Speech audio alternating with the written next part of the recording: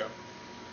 Hey everybody, welcome to I Have a Samurai. This is Triple J, and here we're going to be doing analysis on the thoughts of Zero Effect, coolcmcgee, Windemitsu, and yours truly, Triple J, who is not an idiot who thinks that BloodBourne is somehow different from other Dark Souls games. What a retarded way of thinking that is. What a way to start. How did we get into BloodBourne? How haven't we gotten into BloodBourne if you really think about it? Soul Calibur, Dark Souls, Souls game? Come on. Hey, there you go. That's a lot better than what I was going to say. Okay. Connect the dots. All right. So what's going on, guys? It's been a little bit. Soul Calibur's dead. Soul Calibur is dead as dead. Play Tekken. No. Well, it's not dead in France, apparently. Play our favorite Souls game, BloodBourne. Awesome. That's what we should play. Link versus Triple J in a summon off. First to 5. Winter Brawl? No, we're going to talk about Republic of Fighters, P-dubs. We're going to talk about Guilty Gear. This is now a Exert cast. What? Yeah, actually, you're going to go to Winter Brawl, right, Jay? To be honest, I'm not 100% sure right now. Not because I don't have the money or anything, but because my Plan A and Plan B rides have crapped out on me. So... Oh, yeah, same here. Well, yeah. Plan's still up in the air, but... Yeah, Doug isn't going, and the person that I've been normally going with had something to do. It's still a possibility that he might go with me, but he's a Smash player, and it doesn't look like Melee is a big thing at Winter Brawl this time around. So I don't know.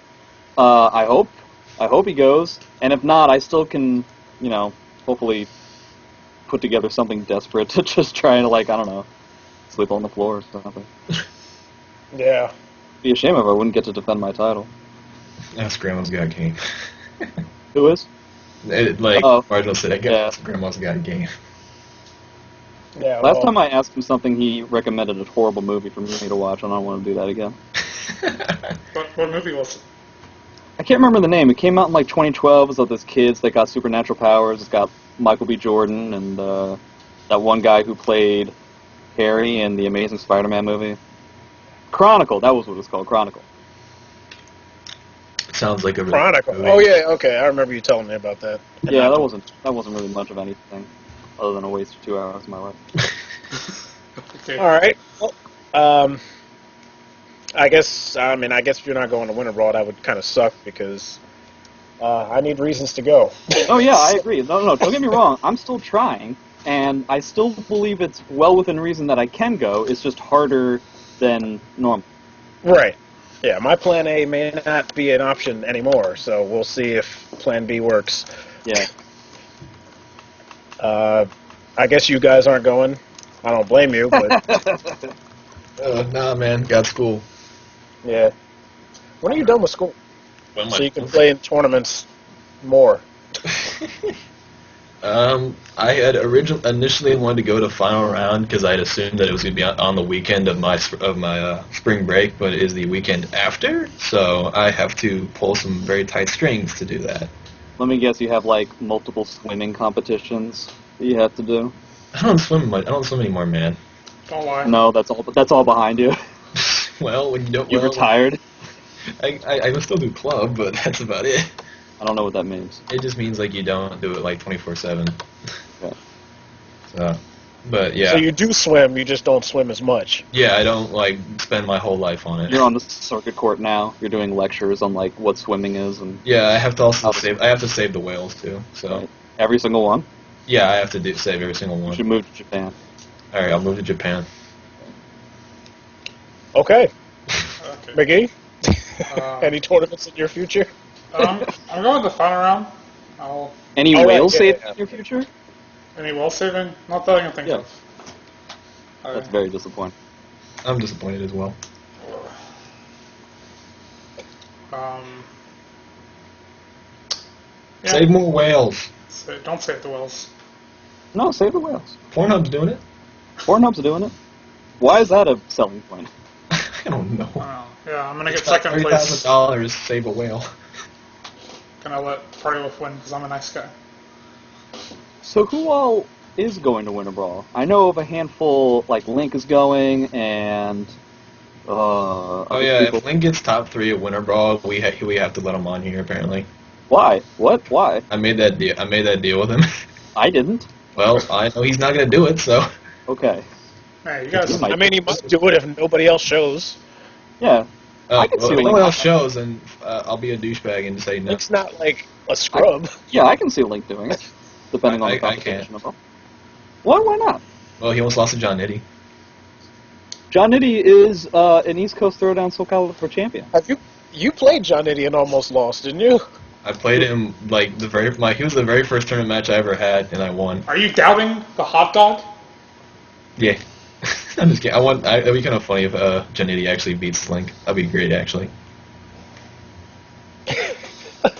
I mean, Nitty may not play a lot, but if you've never played him before, the way I want Nitty to pick up Yeah. just so he can expose people. like the way he Pick up plays what? can be very hard to play against. It's very unique, and it takes a while to get used to. Which you don't have in a tournament, so. Right. Yeah, very good tournament player, honestly. Yeah. All right. So Why did you just say that? Why did you type it? Like, I don't know, because I didn't feel the need to say that.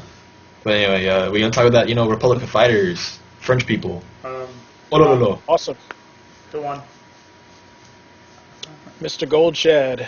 Yeah. Even though Keith Second for projected France. the best. It was mean- I always love watching those two guys play. Yeah. Yeah, I can watch those. It's so unique in the sense that, like, obviously because they're from France, they have a very different style than American players do. So it's just interesting to see their different takes on characters. Also, the fact that Q plays Cervantes and nobody here really plays Cervantes, which is nice to see. And also, it's just the fact that, like, they're two incredibly highly skilled players that have played against each other a lot. So you get, like, the Yomi on top of Yomi on top of Yomi kind of stuff going on, to the point where they have to play, like, super simply. And I really like it. I just like watching the matchup, really. For some reason, Cervantes versus Alpha just has I don't know how the matchup is for either character. I'd imagine it's in Alpha's favor. Yeah. Yeah, I would assume that It's just- Cervantes gets punished too hard.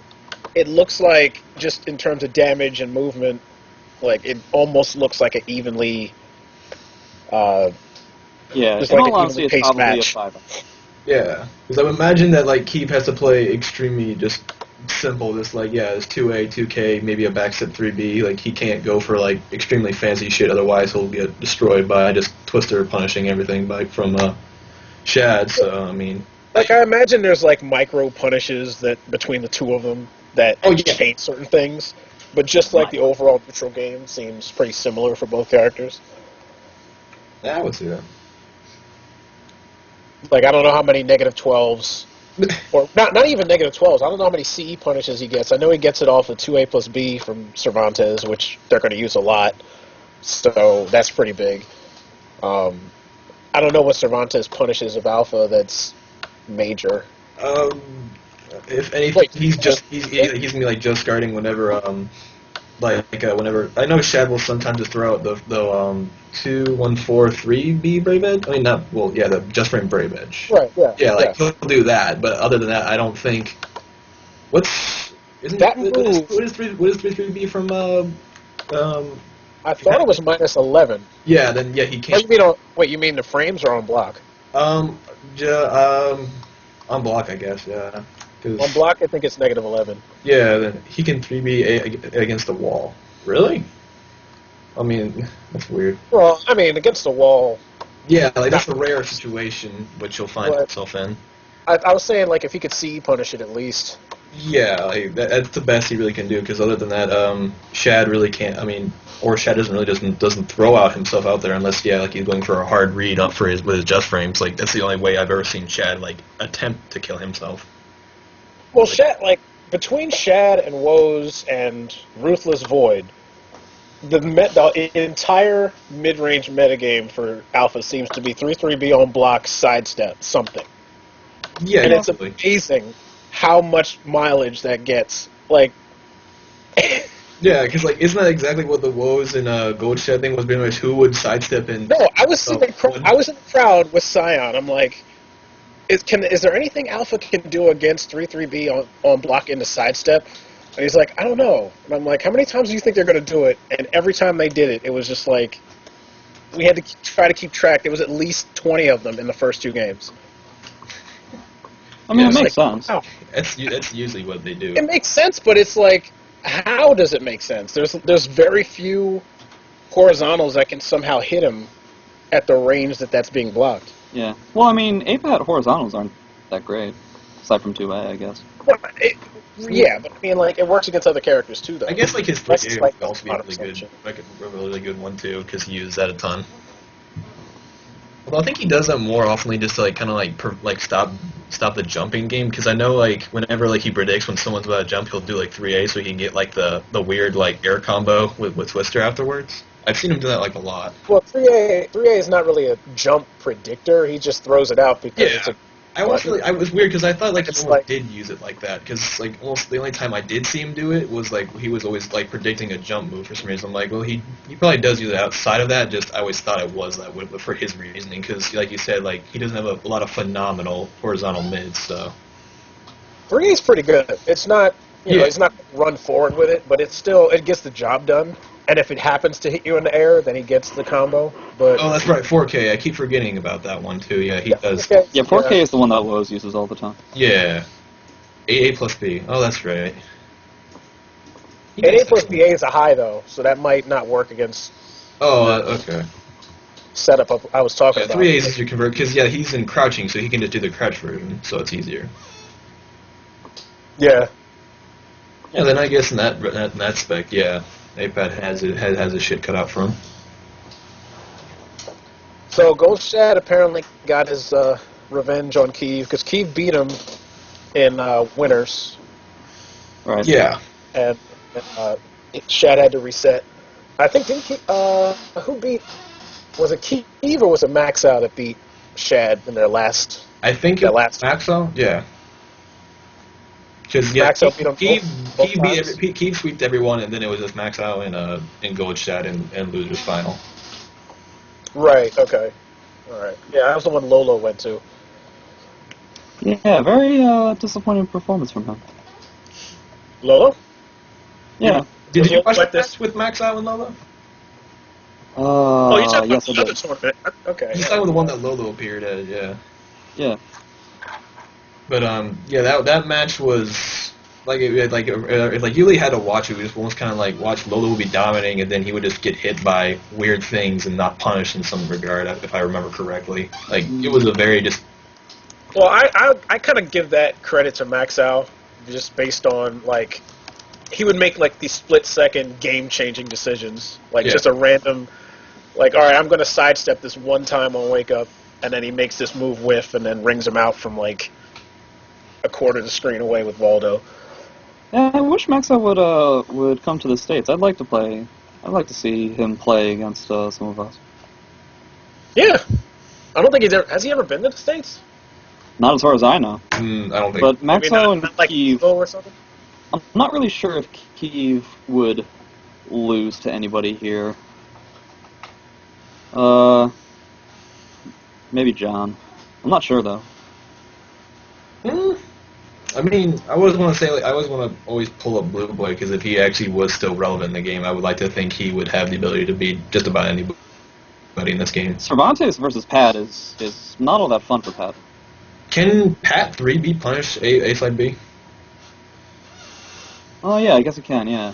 Yeah, like I always like keep forgetting about that movie that like he really can just throw out because I always like always You think can't of- really use like 66B as like a backdash killer. It's like the only character in a game where Pat is kind of back to where he was in the initial version of the game before the backdash was patched, where it's like he's really powerful when he gets in close, but he doesn't really have a way of corralling Cervantes into a compromising position, unfortunately. Yeah, because the ridiculous backstab and whatnot. Yeah. Yeah, Blue Boy always said he hated that matchup, that and Natsu. But I don't know. I think more people than most think could probably win. I mean, we are talking about a 3-game set. So, you're saying that Keith would win or that BloodBourne would win? no, I'm saying I think there are more American players that could win than you think. I suppose so. I mean, if we're talking about a tournament set, yeah, basically anything can happen. Yeah. Anybody can win 3 games. 3 games, man. I guess there will be opinions on a first to 10. How about that? Jesus Christ. We'll be here like all week. We'll have to do a Kumite. Kumite. Intimacy.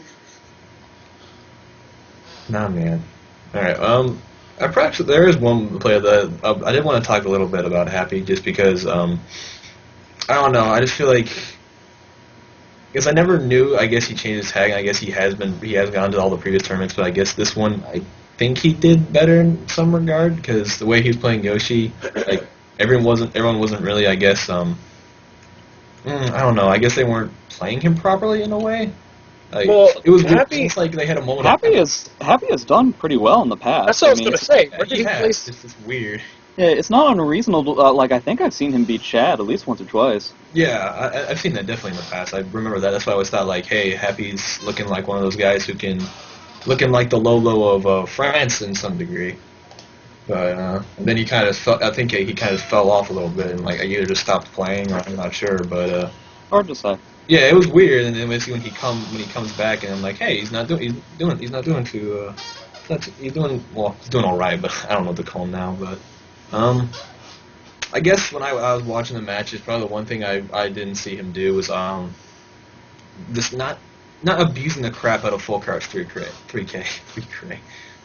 enough for some reason. Like I saw him trying to do like more like going for like almost style. He was doing like stuff like the 4AAA stuff and other stuff like that. Kind of like, I mean, if you're unfamiliar with it, I guess it's reasonable. But it just I think he was going for flashiness rather than just take him out. He's pretty much kind of already confused to a degree. So I think it's important to note, and this is just a guess. I'm just throwing this out there.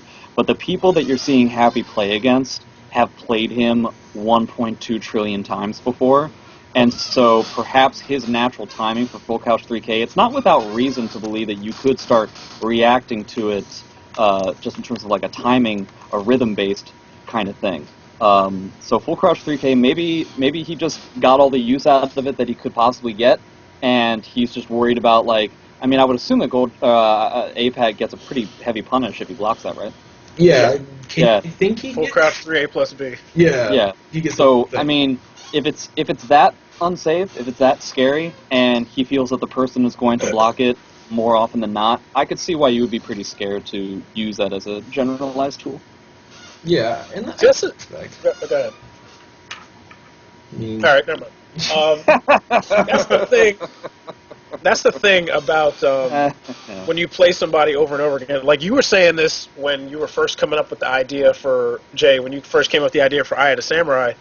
Are you talking about my YouTube series where I analyze pre-recorded matches and I try to do commentary and analysis on them? Yes, that's absolutely what I'm talking about. No, I'm just trying to make sure that I knew which one he was talking about. What channel is that series on? Shit, I don't remember. Best plug ever.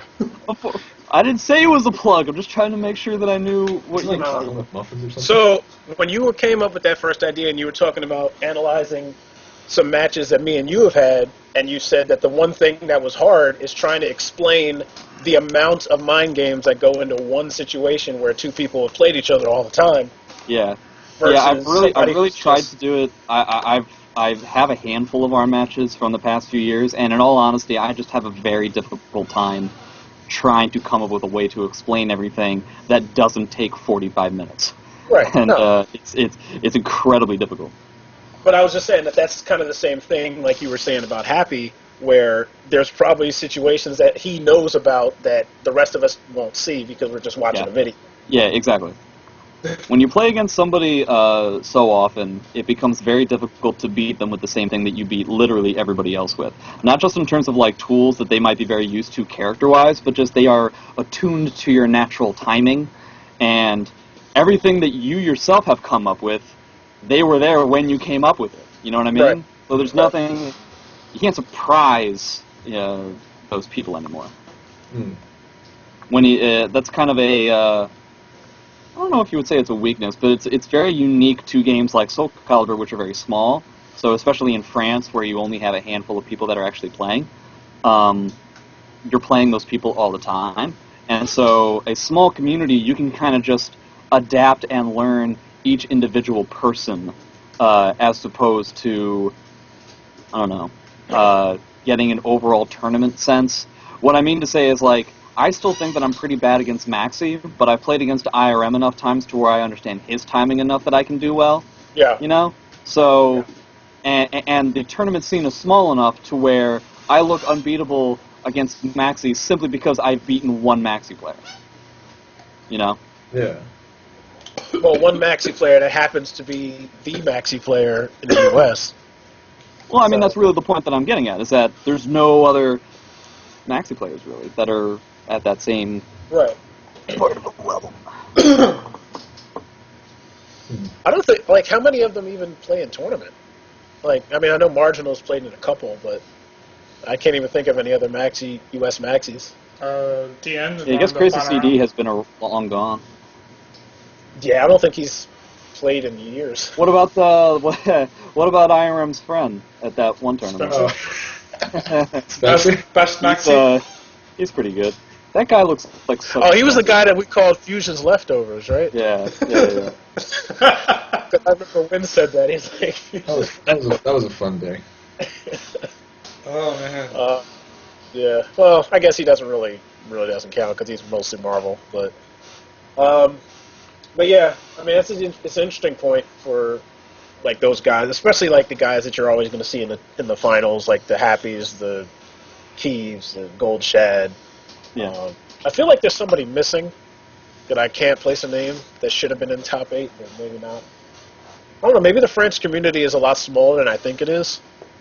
I mean, it's pretty small. I remember Gold Shad and those other people talking about it, what was that, 2 years ago at NEC, that both Ruka about the Japanese scene and Shad about the French scene said that the communities have gotten so incredibly small that it's basically just like a handful of people left. Well, most of their majors is like international, but well, not international, but in between them, it'd be like, you know, people from Germany, UK, Yeah. you know, Switzerland, and stuff like that. They all come together for their majors, which is pretty crazy. But at the same time, it's not, because the distance there would be like a major for us. It is, yeah. It's quite literally. But yeah, I mean, the game is what, going on 4 years now. So I mean, I imagine it would get smaller over time, but Yeah. I don't know how big. Really, it's never really bothered me whether it's a small community or not, just because, like, if I was on top, then maybe it would bother me. But the fact of the matter is that there's still people and characters and all stuff for me to learn that I can still get better at. So it doesn't really matter if I'm losing to 5 people or I'm losing to 50 people. Well, yeah. But I mean, like, it would matter in terms of, because now if your community is that small, basically everyone you play in tournament is somebody you've played a million times. Like, you don't really get too many, like, the random matches. That's true. It's questionable whether that would matter, though, because even in large games like Street Fighter 4 and stuff, the top 8s are fairly consistent.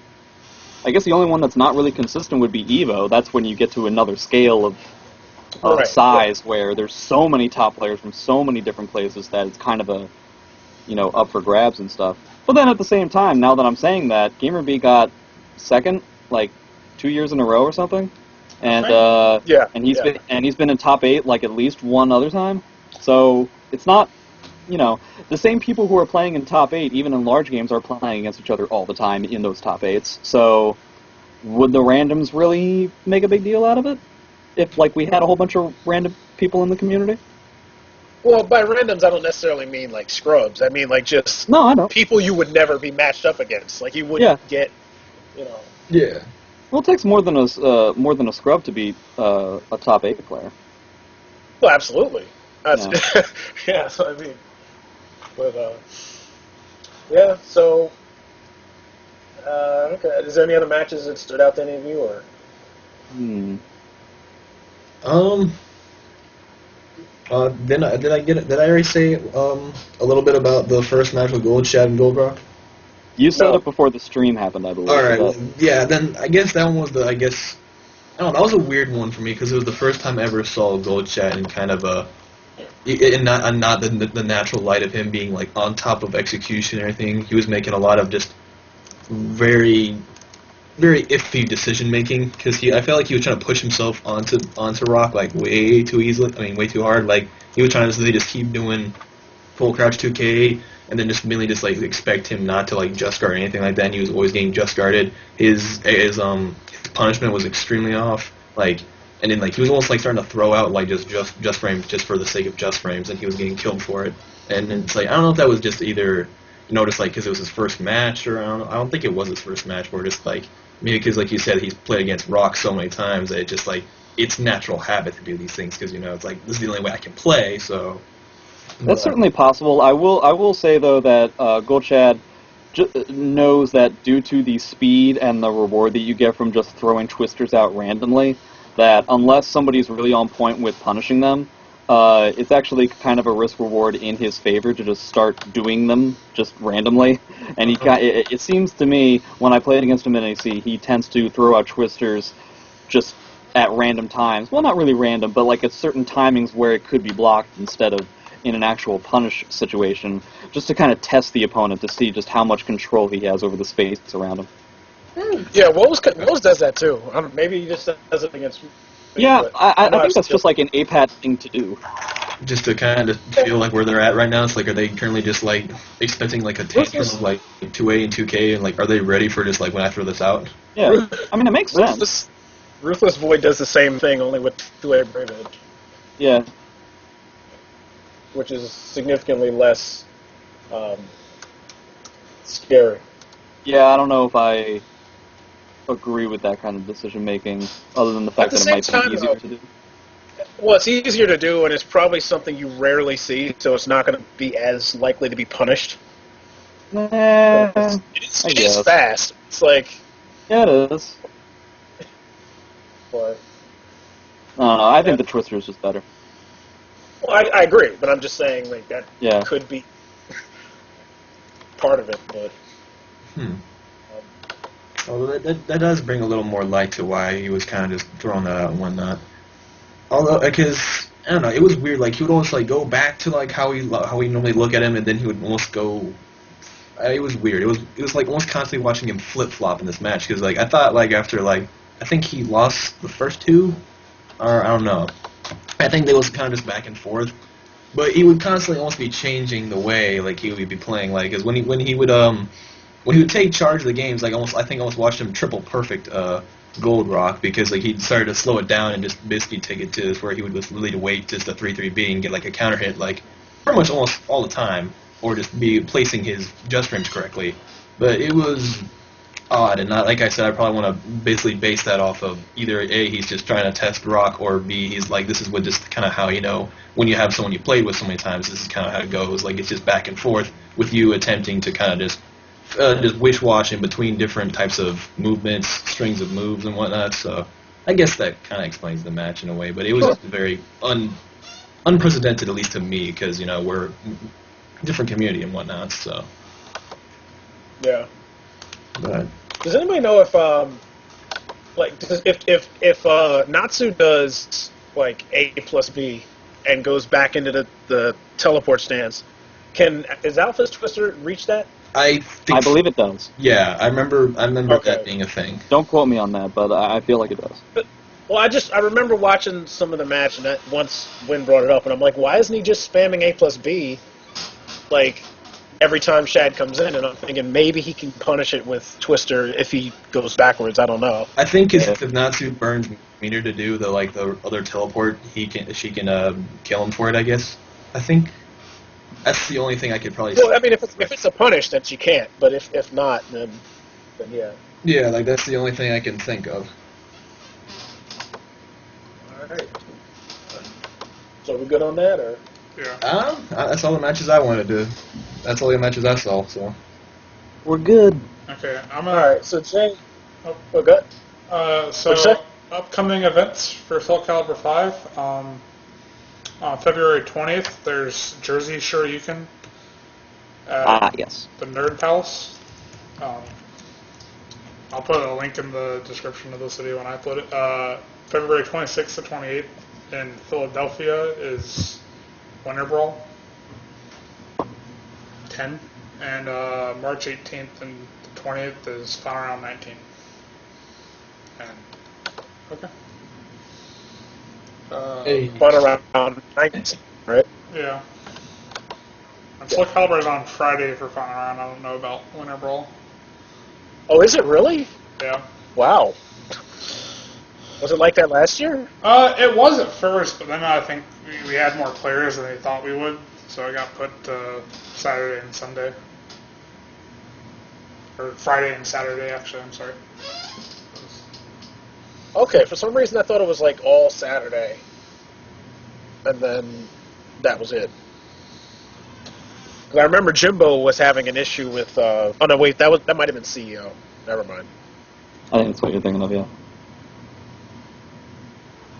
All right. So, Jay, you wanted to. Well, you asked a question for the last cast, and I wanted to get. Tried to get Money Muffins on here to discuss this, but he's not here, so I'll just ask anyway. Thank God. Bless you. You had a question about extended sets versus shorter sets, determining what was the better indicator of skill with player versus player. Right. So, what is your thought on What's that? my take on it? Yeah. My take on it, well, it seemed that Money Muffins was saying that extended sets really matter more than a tournament set, but to me, I think they're just different skills in general, and they're different skills that one can train, like, singularly. As in, certain people have styles that are very good at winning 3 games before the other person does, i.e. Johnny, like we were talking about before. Right. I think that I've specifically designed my style to win 3 games before somebody else does, and I find that, especially with a lot of my recent online sets, I will win like the first 4 or 5 games against somebody like very, very quickly, and then for one reason or another, it just like they'll just come back like right after that. So you could say that my style doesn't really work in extended sets, but it's like, what's the goal, you know? Right. Yeah. Due to the fact that I play in tournaments so often, or at least I used to, I created a style that was specifically for that. So whether I win extended sets or not never really mattered to me. I never play money matches. I never have to deal with extended sets. So I've always been the kind of guy that, like, you know, second I get to 3 games, that's really all I care about. For some other people, it might be different. So then, let me ask this then: How do you create a play style to fit within 3 games? It's adaptation on a very small scale. It's attention to detail on, and it also works with the characters that I play, i.e. mix-up base characters, where you just bum rush your opponent with stuff that they're not necessarily prepared for right at the onset, and you beat them before they have enough time to fully adapt. So there is a certain amount of time that can go by where your natural timing on certain things would be obvious after 3 games, but they don't have that kind of time. So before the download can be complete, you've already won the game, as opposed to like an extended set where you have as much time as you could practically ever want to figure out all the intricacies. So it's just a different sense of scale, really. One, you have to do very small adaptations very quickly, and the other one, you can do very large adaptations over a long period of time. So do you think that that's more in line with having an offensive mind versus a defensive mind? Not necessarily. I don't know. Because I think what you just described is like more offensive based. Well, that's personally like how I've done it, but that doesn't necessarily. I'm sure that if I really thought about it, I could create a defensive style that works in 3 specific games. Yeah, I think it's really comes down to how the how the player plays, and then it's just another version of his style. So there's the offensive and defensive, but in those subsets you can also have something that works well for extended sets and one that works for shorter sets. Okay. I think it's a different skill just in general. Right. Win, any? Or you just agree? I can agree on that. And honestly, Okay. I didn't actually. I really thought out. You didn't hear a word I said, did you? I was listening to most of it Sure. because we already talked about this. I thought. No, we I don't didn't. remember talking. I specifically remember we talking about this. You specifically remember it? I specifically remember. Stop making fun of me. Okay. Yeah, no, I pretty much said the same thing in terms of what is the goal. When you said that, that's pretty much where I went, because even if you're trying to, even if you're really, really good at long sets, to grow as a player, you want to shorten how long it takes anyway to get to the point where you're peaking. You don't want to have it be like after 5-6 games. You want it to be after the first game, if you ideally. That's true, So- but there is a point of like, there is a skill in after 10 games, rather than just quote-unquote peaking, you've literally mastered how to play against that particular opponent. Like, Well, all right, maybe peaking wasn't the right word, but I mean, like, in shorter sets, I find that more often than not, it's a matter of, like, being ever so slightly better than your opponent, quicker than he is. But in longer sets, there is certain players have an inevitability, where eventually they're just going to learn exactly what you want to do most of the time. And the sets go from, like, I think I played against Zeph, like, 2 NECs ago or something. At one point in the set, it was 3-2 him. Pretty close, right? Right. And then Right. eventually it was, I think, like 10-3 him. You know what I mean? It immediately becomes significantly more one-sided. But in a tournament set, it would have just been really small, right? The difference would have been incredibly minute. yeah, it would have made it look closer than Yeah. maybe it should have been. Yeah. And it's also, I think there's also a point of saying that this kind of scale works on a much larger sense in terms of a game's duration rather than just a set's duration. Meaning, I feel that there is a level of skill where there are certain players who are really good at learning enough about a game very quickly when it first comes out, and then there are other players that do better in later on in a game's duration. You know what I mean? That's something we didn't get to before, and I know that this was something that Zeph and there's a couple other guys, but I know Zeph was a big proponent in this when he was talking about like the greatest of the entire Soul Calibur 5. And it's, on one hand, he makes a point where it's like everyone's playing it at the beginning, so the wins mean more. But at the same time, you do have that chance of having matchup ignorance and gimmicks and things like that, Yeah. and possibly even patches, depending on the game, that change what those results could have been if more time was allowed before that tournament. So, Yeah, I just really feel like it's a different effect altogether. Like, when you sit down to play in a tournament match when a game first comes out, my thinking is, okay, what can I throw at my opponent that I think he hasn't seen before, and what do I think he's going to think I haven't seen before? Yada yada, right? It's trying to figure out, like, the small things that maybe they haven't seen enough times to fully have it down. Meanwhile, when I sit down to play a tournament set now, it's basically understood that my opponent is going to know everything I know about Mitsurugi. So instead of trying to figure out what he doesn't know and what I can lean on, it's more of like, what do I do when my opponent knows everything about my character and I know everything about his? right. And so again, they're just, it's really kind of comparing apples and oranges, I think. Yeah, I've always been a believer of, whoever's the best is the best as of the last tournament. But when people try to make their own stats and rank and player rankings and things like that, they try to take in how many tournaments they won and when. Yeah. And that's like, if you're consistently winning, that's different from, winning when there was a lot of people 3 years ago. Yeah. All right, actually, give me a question, just for all you guys. If Omega DR was still playing right now, do you think he'd be as good as he was back then, or do you think now that everyone has a better view on Nightmare, he would be actually not as scary? No, I think he would still be as scary. Okay. Well, you mean if he was still playing like he never stopped, or you mean if he just came back? If he never stopped, let's say he's been with. If he never stopped, yeah, he would still be that scary. Yeah. Because he was doing the same stuff in Soul Calibur 4 with a much worse character, and it was very scary. That's right. He played Zazamo, right? Yeah, that's right. Yeah. Okay. I never really knew much of that character, but I can get a sense that he had.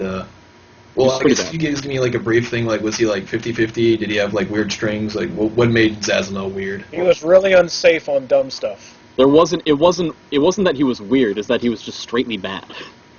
And he was winning? Yes. Huh. There were worse characters than him, but There were. we've talked about it before. Soul Calibur 4, the balance between the bad characters and the good characters is nowhere near as good as it is in Soul Calibur 5. There's a ton of Soul Calibur 4 characters that are just straightly unreasonably bad in certain situations. Yeah. Yeah, okay. Omega DR had, in my opinion, he had a way of he really learned the game very quickly, and one thing that he was very good at was limiting an opponent's moveset. Like, he really had literally every guard impact on every string on, anything that he could, get. You know what I mean? Like, he was able to pick up as much trash as possible and make you play as cleanly against him as reasonable. And that was very frustrating for a lot of people. Okay. But that's interesting. I was always optimistic about how Whiskey what would be like if Omega DR was still with us. If he was if he just randomly came in, would it be as good? I don't think. But if he was consistently with us, the way you guys are making him sound, I feel like he could just, like you said, make it almost play so simple and cleanly where he could probably be top 3 material. So, yeah, me personally, I would still say that Omega DR is one of the most impressive players of Soul Calibur I've ever seen. Okay. There is the thing of some people who were really, really good in the beginning or really, really good in a previous game just for some reason don't mesh with the new game. Mm-hmm. I would say Mick is an example. Yeah. He's a good player, obviously, but I think even if he continued to play, I don't think he would be where people think he would be. Not for this game. Unless he, maybe if he picked up Viola or somebody like that. Yeah. But if he played Leisha and continued to play the way he was playing, he would still be good. He would still be good. You couldn't sleep on him, but he would not be the Mick that he was in 4 or in probably previous games to that. So yeah, I could see him being kind of you guys know of the UK Leisha. I think it was Hyrule. Sure. Hyrule, yeah. Yeah, I think him as being almost kind of a thing I would see Mick being where he has he's very good. It's just he's maybe not as dominant as he was maybe in previous games. I don't know. I'm just speaking for Mick, of course, but I guess in that spec I could see if Mick was still with us, he'd be playing kind of like that, where he could win tournaments, no doubt, just because that's the way he played and everything. We're talking about Mick as if he died 5 months ago. If he was still with us. We lost him early, that guy. How Hyrule was playing since when? 3? I'm not positive on how far back Hyrule has played. All I know is that he makes an appearance every so often and just somehow just exposes everyone with Leisha, which surprises me. Since the dawn of Hyrule, I guess. I guess so. Well, Leisha, he won that one tournament with Leisha against Goldshed. But I think it was Chad, Wolf Alone, and I think there was maybe 2 other French players that are very well known. I think Happy probably was there. Wolf Alone is UK, and it might have been Happy, but But what I was saying is that like that was the only tournament that I know of where Hyrule actually used Leisha. Most of the time, he ends up using Tira. Really? In tournament, yeah. Okay, I've like you said, I've always used the Leisha. I've tried to look up videos of him playing Leisha other than that, and I mean maybe in 2012 he played her exclusively, but like for the most part, I've found most of his videos to be of Tira. So, Okay. even so, like when people talk about him, he seems like the type that's been around for like kind of like the RTD of the UK, where he's just been around forever and just has its fundamentals where he can come back at any time and just surprise you. Speaking of Rob, I hope he goes to final round. That'd be cool. Has he missed a final round? I don't think so. I don't know if he played in the last one, but he was there. Like, Yeah, he was there, but that's right. He did play. I remember him playing. It's just he didn't make it out because I think he had Jimbo and someone else in his bracket. Oh, okay. Jimbo should go to final round. I would love to see Jimbo again. Yeah, goddamn, he's been going for what, like a year and a half? Too long, man. He's busy being a movie star. I'm in love with Jimbo. He's trying to make it to the big screen, dude. What the hell changed? You hated him like as of two months ago. What are you talking about? Jimbo. I mean, he always used to sit Name out of four things I said that were bad I don't about need Jimbo. to four. God damn it. Yeah. Okay, name two and He now sent you. He always sent you out of tournament, and you had an issue with it. Because he plays Jimbo. the character. I don't remember any of this. Okay, all right. I'm going to be honest. I think you're making this up to make me feel bad, and I don't appreciate it. Okay. Shame on you. I don't deserve this. I'm a fucked up guy. Yes, you are. Anyway, so okay, I guess we're good on that. Well, actually, since we were talking about this, like these guys that seem to come out of nowhere, one thing, like something that was told to me in the very beginning of Soul 5 and sort of the end of Soul 4 is that the one thing that these guys that seem to hang around and still place well have is they have this really high clutch factor. And for a while, I never knew what that meant. I knew clutch in the sense of, well, he pulled a win out of his ass, but Right. didn't know what it meant, like, definition of what clutch actually was. And so for a longest time, I'm trying to figure out, well, how do I get to the point where I can be considered clutch versus not clutch, or the opposite being choking. So for me, it's always been a thing of just, when you say choking, it's always been a thing of just overthinking your situation. Yep. Whether that's, you know, you think you're going to win, so you play in a way that's like, all right, I don't want to lose, or if you think you're going to lose and you just start throwing things out on a prayer. I'm usually the former more so than the latter. But is there, if anything, is there anything you can do to become more clutch and less, and choke less? I would say that it's not necessarily about like that subset of skill, but it's more of like attention to how you change at the end of rounds. For instance, for me, Woes really demonstrated to me back in SE4 that when I'm just a hit away from winning, my entire mentality seems to change, and I try too hard to get that last hit rather than letting it come to me. And Right. there's this even ground that you have to balance between trying too hard and not trying hard enough, and letting your Right. opponent just like get momentum. But at least for me, when I'm in a situation where I need to pull out a clutch moment, right at the very beginning of when everything's about to start, I essentially try to plan everything in advance and try to think to myself, okay, at this point, the amount of options I have that actually win me the game are slim to none, so what's the one or two ways that I can actually win this game? And then I specifically drive home those situations. With Mitsu, it's a little bit easier because he just has mix-ups. As long as he has meter, he can make any comeback really work. And Right. And for other characters, it's like ring out opportunities and stuff like that, or certain frame setups and such. So it's a lot of that kind of thing. And it's just trying to figure out how to force, because you don't have the time luxury anymore, and so you just kind of have to like force this situation and then immediately forget it the second it stops working. It's a very delicate tightrope that you have to walk, and it's going to be if you have to, if you're trying to pull a win out of your ass, right? And so you kind of have to, I don't know, it's a lot of details. You have to gain momentum, you got to make your opponent nervous that the comeback is happening, and there's a lot of mentality involved in it, too. Well, there's two different situations like that, where if I get down to where I have one hit left, it's either me being down at one hit left and my opponent's down at one hit left, or it's me being down with one hit left and my opponent has an entire life bar to work through. And that's like a completely different mindset for me, because like if I see they have a bunch of life, I'm actually a lot more calm, because it's like, okay, I might not win anyway.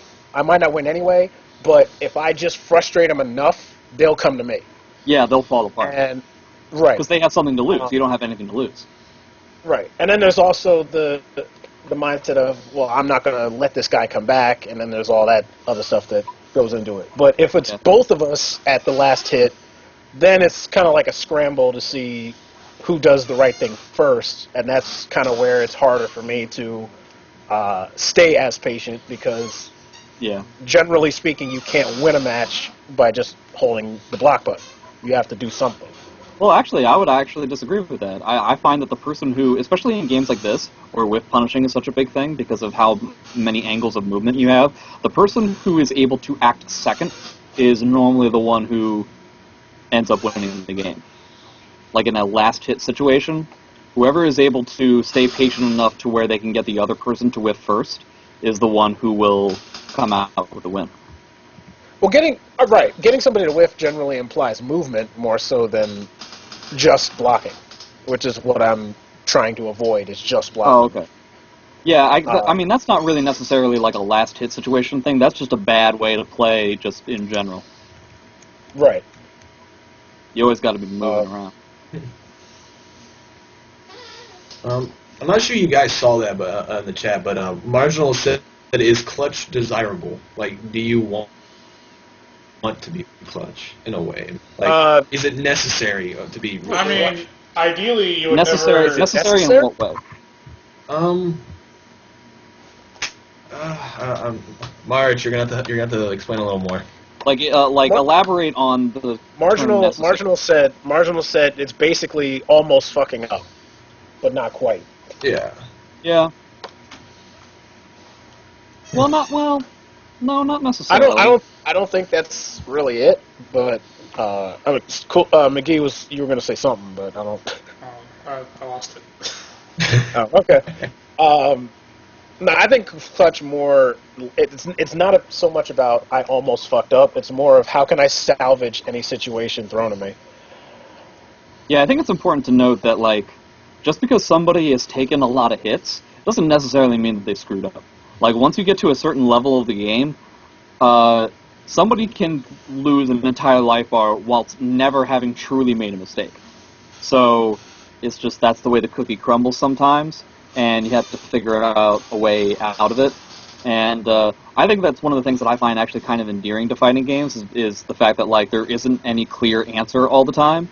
So anybody can have those kinds of moments. Anybody can like fall apart right when they needed to be clutch, and everybody can have clutch moments the next minute. So I really like that thing. All right. I don't know. Actually, I have something. I guess, would you guys have any examples where you have maybe been clutched, or you feel like you've kind of choked in a way, I guess? Like, examples? Like, I guess, like, really big times where things like you really thought, like, man, I really choked hard on this. This is, like, I've made so many wrong decisions or something like that, I guess. Every game I've ever lost. The majority of them, yeah. I mean, yeah, if you want to define it as I should have done this better, then yeah, every match I've ever lost. Yeah, I mean, the majority of the games that I've had against woes, that's the way it is. Woes? And the one time I can think about me being clutch was when I was able to beat MT Fighter at Filthy Cup, however long ago that was. Yeah, Filthy Cup was what I was going to use for my example of choke. Oh, yeah? Against MT Fighter the second time. Right. So yeah, same tournament. I guess in my personal experience, my term of choking would probably be like, I think like 2004 would be a TFC 2014 where I like lost to like Cross and Rakudo, because honestly, I that one was just excessive amounts of just bad decision making and not understanding, I guess, the pace at which they were playing at. Because pretty much when I played Rakudo, it was literally almost basically he slowed it down to a point where literally I was like wondering like, all right, like, you know, I make sure like am I not gonna get 6-speed counter hitted randomly, which ultimately for some reason I let him slow that down to, which is really stupid, and I got really mad at myself because one, it was Astaroth versus Mitsu, so I was like I played thousands of Astaroth, so I'm like, why am I having such an issue with like someone who's taking it to like this pace where I'm like thinking like, wait a minute, I need to be the pacemaker, so. And that's why then in top 8 I pretty much ran through everyone except for Erm. So, and then I don't know. That's my definition for my experience for choking. But I don't think I've ever had an experience where I was clutch. So. I'm sorry. I totally forgot about my biggest choke moment of all time, which was against Thermidor at a Jaxodome. Oh, where, Jesus. Yeah, you know what I'm talking about. Where he... Is it bad that I want to say which time? Oh, I don't like you at all. But this was the time where we were on the stage that's like it's Elysium stage, you know, it's an infinite stage, but then it becomes very, very small. He teched back. He was like one hit away from death, but he was like at the ring edge, and I did a run up 2KB, which would have rung him out, and he sidestepped, and instead of getting a 2KB, I got K slide B, and he did 2-2B to ring me out, and that was the biggest choke moment I've ever had, where I went from an executional error that went from me winning the round to me losing the round. Yeah. There's no bigger, you know, loss than like the biggest reward to the biggest thing. And then I believe after that, I fell apart for the rest of the set.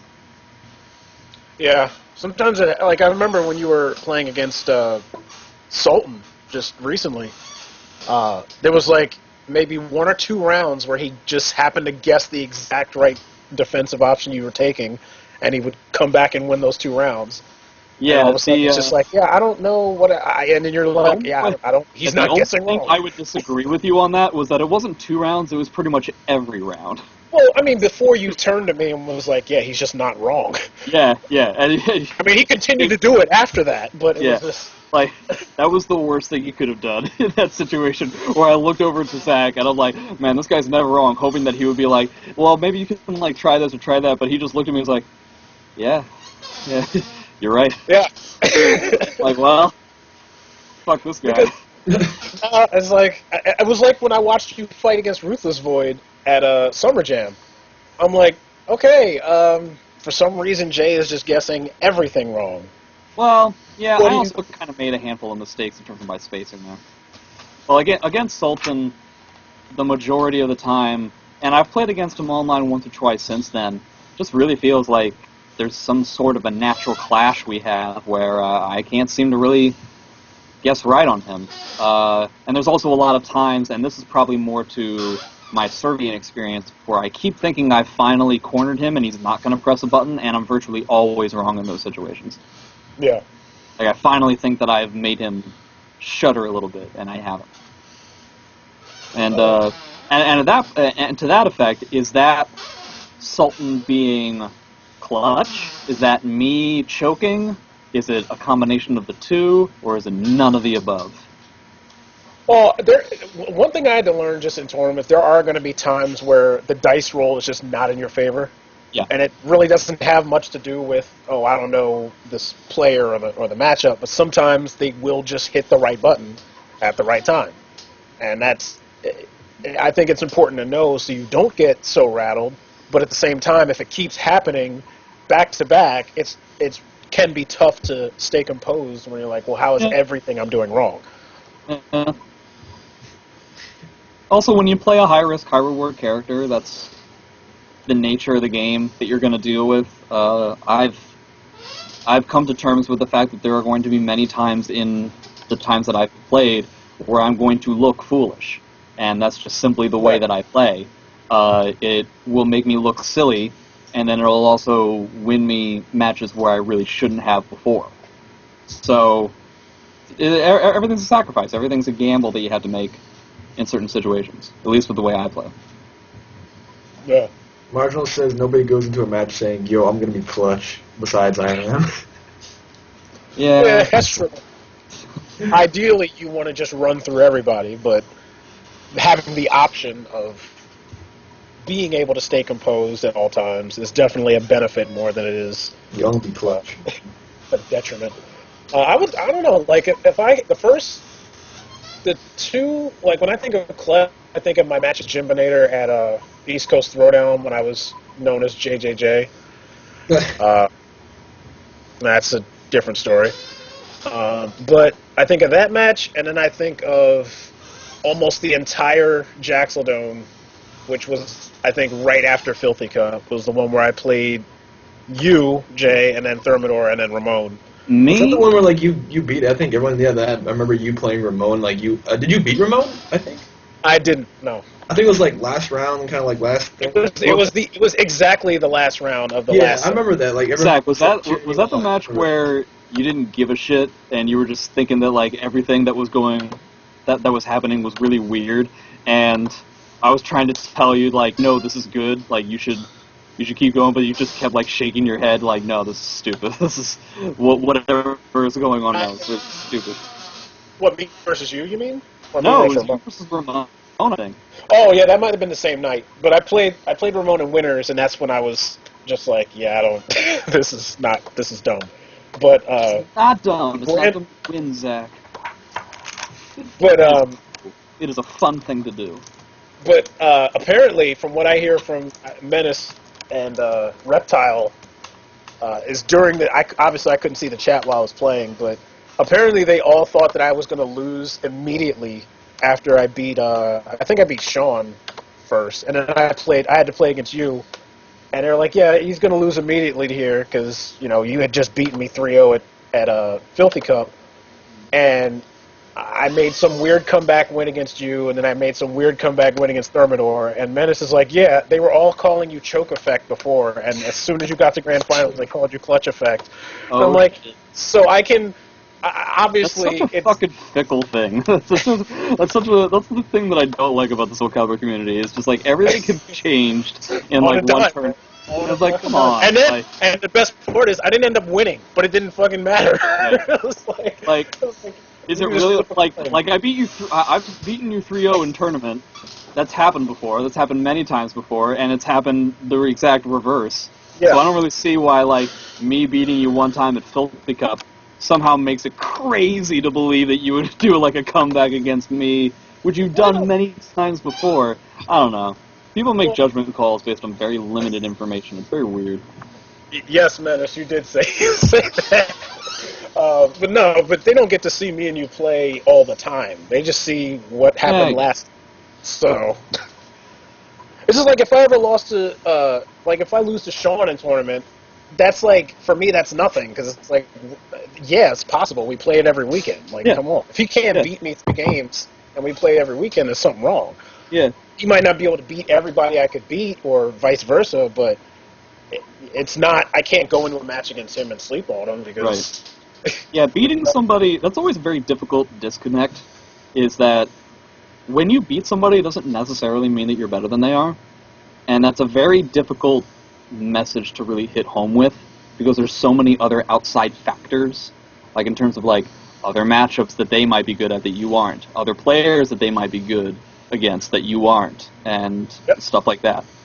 It's a very difficult thing to, like, understand, because, it would seem very concrete, right? That I beat this guy, That is exactly why I never, like, it's not important whether I'm better or not than who I'm playing. It's just, I just need to win. Like, that's really all that matters. Yeah. Like, I know that a lot of people, I don't know, some people get wrapped up in rankings and being better than so-and-so, but if I can win, I'm good. Some people, when you say that you aren't the best at something, get really angry with you. Like money muffins? Yeah, like money muffins. Money Muffins got angry with. I don't remember. I'm going to be fair. Like, as much as people think the I guy's want you to weird be or tough whatever, but fair, Zach. when has he ever really gotten mad? Money Muffins. Ever? I don't remember a time where he's like attacked anybody on Facebook or on 8-Way Run. He types in all caps and tries to, stand out, but I don't remember him ever saying anything like getting angry at anybody. I think he attacked like all the casual people in the Facebook group. Yeah. I think there was a time, I think it was at NEC, where we were in the parking lot and I punched him in the stomach and called him a fat ass. He got pretty angry at me then. Other than that, I can't think of any other This actually time. happened? What? This actually happened? If you had to guess whether or not it actually happened, what would you think? No. Huh? Looks Have like you you ever- came to that conclusion yourself, and I appreciate You've that. never met Money Muffins, have you, Wind? No, just the multiple times I've seen him speak or do anything, it just kind of, pulls me towards one way, so. I just didn't know if you'd ever met him in tournament or in person. That's a very diplomatic answer. The times that I've seen him have pulled me to one direction in thinking about him. I don't know. The most diplomatic answer. He's the only person I've ever seen make a tier list based on, like, online sets and just the sole fact that, like, even though, like, this person is beating me, like, every time in tournament, it doesn't matter. I'm going to put myself higher than he is, so. He put me higher than him, even though he beat me, so. I mean, he's lost every time the ninja guy, and he still put him lower than him, which I found to be absolutely hysterical. Yeah. It's like, even when I didn't care that I was put up on there, but the thing was, I think, like, he took from, like, the 3 matches we had, which I think we've even played, like 5, but, like, regardless, like, I was up there, and I'm like, alright, so you just assume you're better than me from those 5 matches? I'm like, alright. Ninja Guy, it's also important that Ninja Guy has kind of the same curse that I had in Soul Calibur 4, where he's not going to get the respect he deserves because of the character he plays. Yeah, When did you have that I curse, can see Jay? that being partial. Nobody thought that I was good at all in Soul Calibur 4, despite the fact that I beat a whole bunch of people, and it's because I played Amy. Okay. Oh, okay. No, that's true. That's not even me saying that. That was Jaxel who said that, like, 15,000 years ago. Wait, Jaxel said you weren't good? No, Jax? Jaxel was saying that, like, Jaxel said what I said, that he felt that I didn't get the respect I deserved because of the character I played in SC4. Oh. So everybody was, like, super surprised when I was actually able to do stuff in SC5. That rhymed. No. Bars. Bars. I don't know, man. I don't like it. I don't like my muffins. Sorry. I can tell. Well, there goes the diplomacy. That was Dude, because you a great one. When I think of your Amy in Soul Calibur 4, immediately the first thing that comes to mind is when we played at Summer Jam, and I was supposed to beat you because I jumped over your low, and my attack just whiffed, and you punished me. This is in Soul Calibur That's 4? 4, yeah. I don't It was remember Talon this. versus Amy. Huh. Oh, yeah, okay, well, I definitely remember that, so. Zach, can I ask you, what were your first impressions of me? Because you were already with the Philly group, and I just kind of came in, and I was, like, super shy and everything. I already had a pretty great beard, but I didn't have... Like, what did you think of me as a player when we first got to know each other? Did you smell of Smash? To be Did I honest, smell of Smash? no, I don't remember, because I remember you had, what the hell is his name? Your friend, the Pyrrha player in this game? Michael Jackson. Who are we talking about? It was your friend. Goddamn. He I played don't have Pyrrha, a friend. like, the first year of the game. Oh, yeah. Yeah, what about him? Yeah, you had him with you, and he was pretty much more the social one, so I don't Yeah. really remember, like, our very first interaction other than playing. Yeah, And I'm a bit of a you weren't like, you were a good player at the time, so I don't Right. remember anything besides that, to be honest. You didn't Yeah. really say all that much. It takes me a while to warm up. Yeah. Sorry, I didn't mean to derail anything. I was just curious. No, That's fine. Yeah. How long have we been going on for? About an hour. About only just an hour, really? Wow. Yeah, man. Anyway, all right. Clyde. Okay, so recently, I guess a few weeks ago, this guy, I don't know the guy's name, but he posted a video talking Michael about Jackson. Michael Jackson doing some work, apparently. Hell yeah, all day, every day. Posted a video Fucking great. about Smash players, top Smash players, quitting the scene. Oh, Esam? I think that was Esam. Is that who it was? It's like Esam. Esam? Yeah. Oh, I thought it was ESOM. Oh, you said Esam. I'm thinking like the Voldo player. Yeah, I think it's like the same spelling. Oh, okay. Yeah, so basically, in a nutshell, the guys who he was talking about who were potentially quitting were not fond of the community and the fact that they were getting so much, basically getting shit on by people in the chats and people in the forums and things like that. Basically just a lot of hate. Right. And when I first saw this video, Bibulus and John Nitty put it up, and they were of the opinion that this was the most, as they say, bitch-made video in existence. Right. Basically stating, who cares what other people are saying? You're going to get hate if you try to be a top player. There's no way to avoid it. Yeah. Do you think that is a valid, like them quitting, is that something you can understand, something you can relate to, or something you don't agree with? I don't like... For anybody, by the way, not just Jay. Oh, okay, sorry. I don't mean to monopolize this. No, it's fine. But I don't agree. I don't like virtually anybody in this situation. I don't like the people that are hating for no reason. I don't like the people quitting just because of other people hating on them, and I don't like the people calling the people who quit bitches because they don't want that in their lives. You know what I mean? I really don't like any of these reactions to the situation. You shouldn't judge people for stuff that you can't do. You shouldn't quit just because you're bothered by something insignificant, and you shouldn't then solidify the people who quit in their decision by, like, kicking them while they're down. Smash Community 101. I mean, this isn't really just the Smash community. You could say this about a lot of people. I mean, okay, I know this is a sore subject, but I think we can all agree that the reason why people like LP and Zeph left is because of the hate that they were getting, right?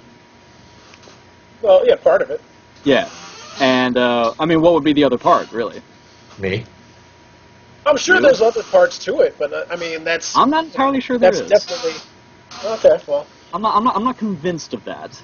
And so I don't really agree with them doing that, and I don't really agree with, it's just such a, I'm trying to think of how to explain this. Pathetic? There's such a whole sociology of, what's that? He said pathetic. I thought you were trying to look for the word pathetic. well, yeah. But, it's just like, it's not just them, but just like, there's so much like give and take of just like hate in general. And there's such a sociology of antagonism that has plagued the community for so long. And maybe not even just the Smash or the Soul Calibur, but just like video games in general are just catered to a demographic of young people who don't necessarily understand how to socialize in big groups like this. And so they get hate. Like the only thing they know is bullying. And, I just really wish fucking we could just not do that, Yeah. Like, I think I talked about this before, where NEC was possibly my worst Soul Calibur 5 tournament in terms of results, like, ever. Like, it was, like, going 2-2 is, like, some of the worst I've ever done. Yeah. Right. But even still, nobody there was, like, there was no stroking of egos, there was no, like, lame shit talk that this community loves to throw out. And, like, I hate it so much. It was just a bunch of guys just, like, I don't know, playing a video game, and it was fun, you know what I mean? It just felt, like, more pure and innocent. And it was just It reminded you why you got into it, pretty much. Like, it was just so much more about what we were here to do. It's just to play a game, rather than, dick measuring contests. On the other hand, though, as far as these Smash players, I mean, well, you already have experience with the Smash community.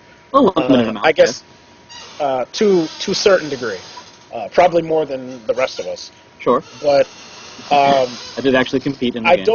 The issue I have mainly is with the people quitting. If that's the only reason they quit, if there's other reasons that just weren't talked about, fine. But if that's the reason you're quitting, first of all, you can't get to being a top player without somebody, even if it's not somebody you know, like just somebody randomly trying to hate on you or say dumb shit. That's just what people do. Yeah, it's not even just that. It's like the kind of life that you're going to lead if you simply cower any time that you run into a mental obstacle like that. I mean, you're just never going to follow through with anything in your life, honestly. And it's really, you should take it up as a challenge to not just let this defeat you all on its own, Instead of crying and quitting. Yeah, like it's not even about the crying and all that. It's just the fact that when you first got into Smash or whatever fighting game you play, you went in because I would assume for most people they wanted to test their abilities in this game against other people of similar mindset. Well, really, I went in to get better, but yeah, it's essentially the same thing. All right, but you didn't go in to try and be everyone's... And show everybody up? No. Not only show everybody up, but it wasn't like you were going in there to have a fan club. You were going in there for your own growth and whatever you wanted to do with the game. So if you liked Smash before all this nonsense, why do you suddenly not now? Just because, a few random people decided they don't like you. If the community is that much of an influence on whether you play or not, maybe you're not in the right area of, maybe you're not doing the right thing. Maybe you don't. Why isn't everyone stroking me for my amazing achievements? I mean, I think it's easy to say they shouldn't have quit when you're not in the situation of having hundreds of people just constantly put you down. But, I mean, I'm not going to let someone else ruin what I enjoy. I guess I can't really... over the internet. I can't personally identify in terms of the scale, but I don't know, it's not rare for people to hate on me. I've been in that position tons of times. I play very annoying characters. It's always happened. And I've reached a certain amount of notoriety in the community that I've chosen to play in. So, Winter Brawl's not a major. It's this kind of stuff is, I'm not like completely without it. I mean, I think you need to grow some thicker skin. Maybe people do and not care don't care what some random person on the internet says about you. And also if I assume this is on Smashboards, right? Where that was happening. If you don't like the way people talk to you on a website, don't go to the website. It's a simple fix, really. Don't have to quit playing the game. Yeah, I mean... That's too simple. Marginal actually makes a decent point. He's like... What did you just say? He said, for example, putting down Zeph amounts to disagreeing with him. Yeah. That's something I don't get in any form. I don't care if it's fighting games or not. But if you feel like anyone who disagrees with you is automatically your enemy, that's a completely different frame of mind. Yeah. But, you make it impossible to really have a dialogue. There's no real conversation when it gets to that point. Yeah. But outside of that, it's just I mean, I don't know. I can't say that I've been hated on, per se. I can't really say that I've experienced that. Well, I've experienced being ignored. I've experienced being, rejected, but not so much the hate. I've specifically gone out of my way to hate you before, I think. Well, it wasn't effective enough then, because I don't remember it happening. I didn't say I was good at it. I'm just saying, it's happened before. All right. But, like, I don't know. Like, if I didn't like Soul Calibur or whatever fighting game I'm playing, no matter how great the community was, I probably just wouldn't play it anymore. Like, the community couldn't keep me playing, so I just couldn't imagine the community making me quit playing. Right. It's just, But, I don't know. Maybe that's just me. I never had haters, so I don't know what it's like. That is not true. All right, you wanna tell me something that I haven't heard, man? Show me that. Well, what have you heard so far? Nothing. You haven't heard anything? Well, no, that You wasn't need to probably close goddamn ears. You've never gone into a stream chat after you've played and seen the stream of this guy sucks? Like, Wait, say again? you've never gone into a stream chat after you've played and seen the stream of, like, this guy sucks by people watching? Yeah. Yeah, right? Like, could you imagine if, like, fucking Sonic Fox quit if he saw that shit? I'd laugh considering he. Oh, this fucking autistic, furry bitch, like, it's like... Yeah, he certainly gets enough First hate. of all, I didn't care about that. Anyway. Like, What did he say? He's like, they're quoting some dumb thing I wrote back in, like, the first year of high school. As, like, some way to try and trick. I'm not Save the world. actually looking at the stream chat, so... It was some dumb thing they pulled up that I, like, bullshitted in within an hour, and they're using it as some way to try and tease me. Excuses, you just stand by your work. Just stand by your work, Colin. Never back down. That's Never. my American dream, dude. It just had poor English. That's why everyone hates. That's why everyone makes fun of me for it. But I never really cared too much about it. But I wouldn't call. You should care about English. It's the language you speak. How can you not care about it? It looked like a mangled bio. What? A mangled biggle bio. No, it's like some weird biofish translation. Colin deleted with a quickness. Yeah, I deleted it because you guys are getting annoying. alright, Link, I don't think hate mail is kind of on the same scale. Hate mail is more hilarious than actually painful. Hate mail is actually quite easy to disregard. Yeah. When it's somebody who you actually respect in terms of their playability, that's when it gets very difficult. And there's a lot of people that come to mind. Yeah, I mean, but that is also on the player themselves too, because at some point it's like, all right, how much of a pedestal are you going to put these other guys on? Yeah. But even then, like, hate mail is just the process of hate mail makes it impossible to be painful. Just to know that somebody is so mad that they had to quit the game, go into the message, PlayStation message, send the message, and then act like, yeah, he's gonna get it now. To hold on to the anger that long takes all the sting out of it. It's like an achievement of your playing ability to make someone that mad. Pretty much. Okay. Sorry, guys. I'll be right back. Okay. Yeah. Something the Pharaohs. Okay. Thanos. Where does the term "booty tickled" come from? Because I know Zeph says it a lot. Is that like a West Coast thing? I thought that was a Soul Calibur thing. I didn't know it was. Win, stop typing. I am typing. Stop it. We're gonna fire your keyboard. Well, Link, you get shit all the time because you like to make dumb comments. I like to make dumb comments. Eat shit. No, Link, not you, McGee. I mean, I do make dumb comments, but I'm just so surprised how people manage to find these things. It's weird. so what are we talking about? I don't know. But apparently, We're talking about Smash players. Okay.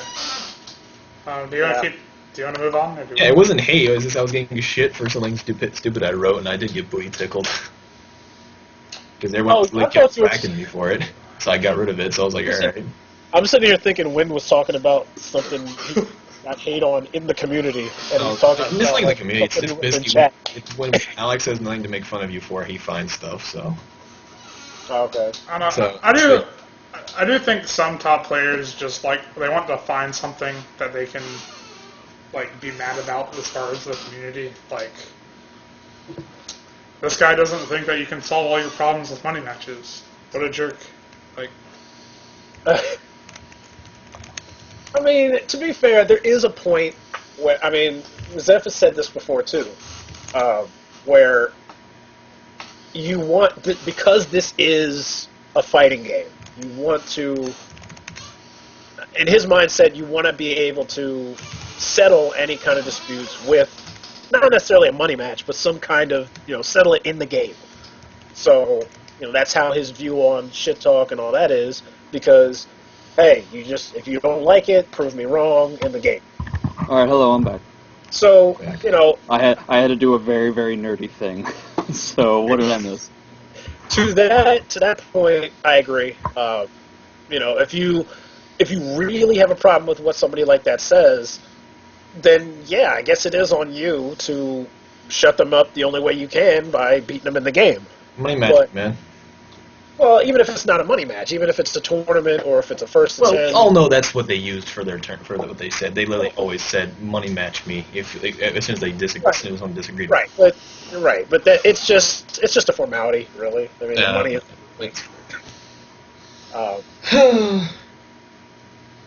So, but I mean, and there's some people who just talk shit that have nothing to do with the game. They just start attacking, your personal life and shit like that, which is a different scale. Yeah. Together, but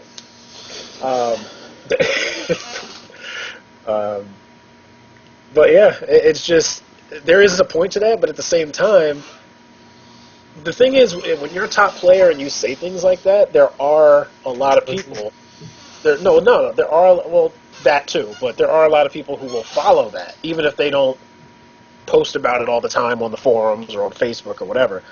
There's a lot more influence that you have as a top player than the other players would. So, like Zeph can say, or not Zeph, but I don't know, whoever the level beneath Zeph, whatever the second highest tier of players are, they can say, well, everyone else is yeah, everyone else is bad. And then it's like, well, is it true? Because these guys are always winning, so they obviously have, more knowledge about the game and skill levels and all that. And then that's why certain people get mad. I remember the whole Shinji thing. Yeah. From a year ago. Mm-hmm. That was a good time.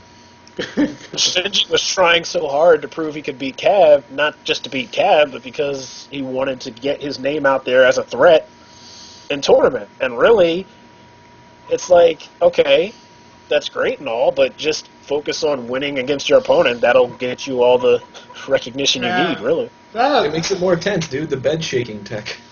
Okay.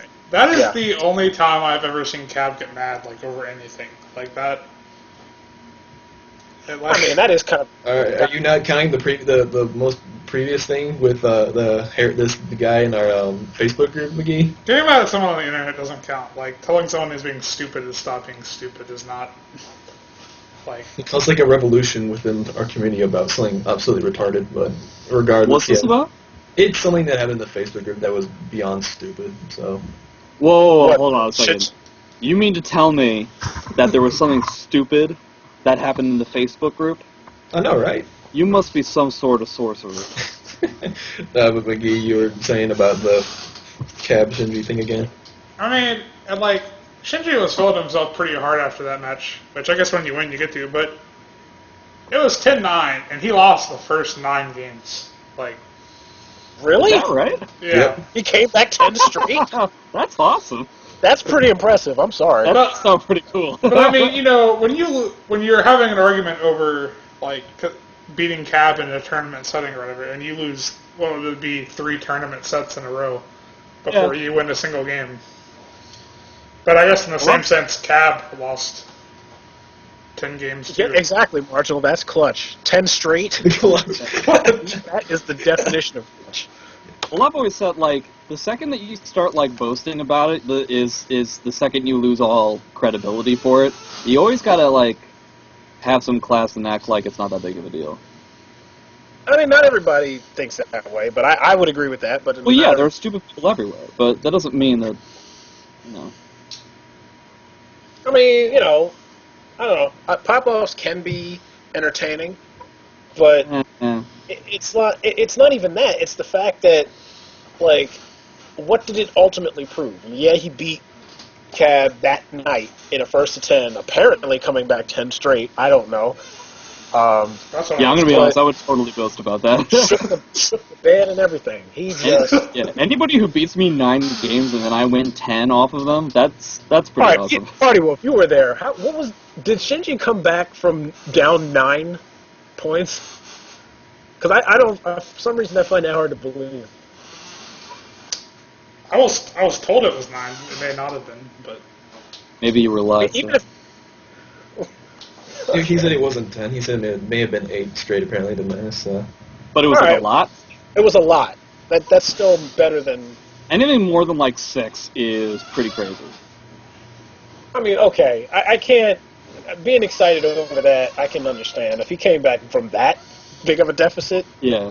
but But I'm telling you, man, like the second you start boasting is like you give people an opportunity to shrug it off, you know. If you just sit there quiet and confident and just let people think whatever they think, that's my policy. But then Shinji goes and posts a bunch of stuff on the Facebook forum where pretty much how he doesn't like the community and all that. And, you know, if he doesn't, fine. But this was a while ago, so he might have changed his thoughts now. But it's just, that's not really something you post. It's just, like, you're just asking for all the negative attention if that's what Right. you want. Yeah. You know. I love this community. Yeah. I would like it a lot if Link was gone. Me too. okay. If you switched out Link and replaced him with a copy of BloodBourne, it would be so much better. Wow. I guess you better quit, Link, because this is some pretty strong hate.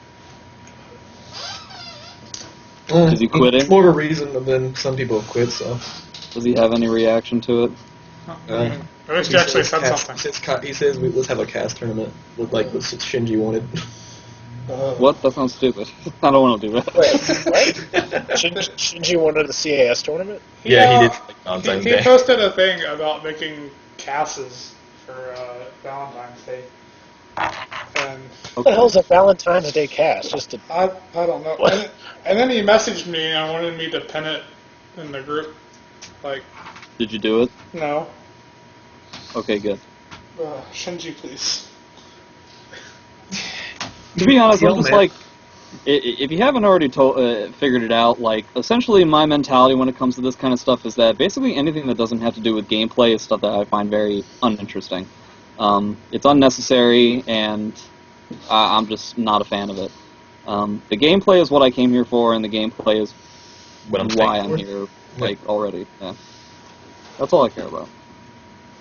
See, I find that, like, I tend to have more of an issue with shit talk online than in person. Because I feel like in person, it's in the context of everyone's here and we're all competing. Yeah. Versus Well, yeah, just people throwing shit at each other over the internet. Yeah, there should be a fact of, like, you are allowed to shit talk because you showed up, you know? There should be, like, an element to that where it's like, okay, well, we all decided to bet money that we would win this tournament, so let's, you know, it's okay. Yeah. But if you're just, like, not actually putting yourself out there, and you're just judging people for something that you yourself won't do, Well, that I do. Yeah, that's a whole nother... Like, when people who don't even travel just, like, get in on the shit talk, it's like, alright. Yeah, well, you know, I guess I can't really slam somebody for not traveling. I haven't traveled a lot, basically in the past, I don't know, 4 or 5 But I years. mean, or like, whatever. ever. Yeah, like, but I mean, like, done it. you know, arguably it's easier for me because there are major tournaments that happen just about an hour away from my house. I'd like to say that if that weren't the case, I would travel to my closest tournament, but I can't say for sure just because I'm Sure. not in that position. But if you don't put yourself out there, I really have a tough time with people who haven't put themselves out there and have been judged and been hated on, comparing themselves to people who have. I have a real tough time with that, especially because, you know, I'm not a social butterfly. It's very difficult for me to get out to these things. I know how difficult it can be for somebody to put that kind of effort forth. And for somebody to judge me on that when they themselves won't do it, that really bothers me. Yeah. I don't know. It's always just been an online persona versus an in-person persona for me.